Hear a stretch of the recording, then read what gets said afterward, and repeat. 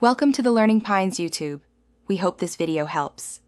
You start by exporting a high-quality copy so edits don't add artifacts.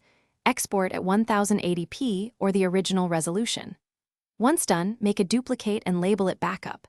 This prevents accidental loss.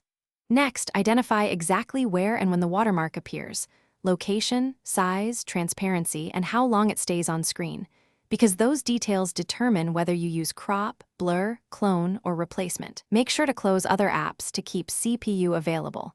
This reduces rendering time. You now perform the main removal.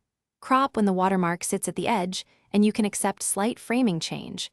Preserve aspect ratio or add blurred padding to avoid black bars. For central marks, use clone or content-aware fill to reconstruct pixels.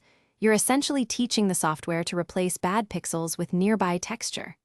When the watermark moves, track its motion and parent your patch to the tracker so the cover follows naturally. Make sure to preview at full resolution to spot seams and flicker. You finish by rendering a short test segment at full resolution to confirm smooth results.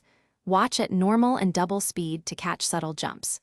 Once satisfied, render the full video using a high-quality codec and adequate bitrate to avoid recompression artifacts.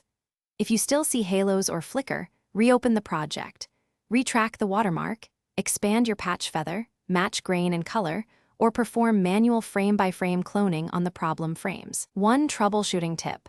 If the tracker drifts, reduce smoothing and increase keyframes for better accuracy. Thanks for watching. Consider subscribing if we helped you.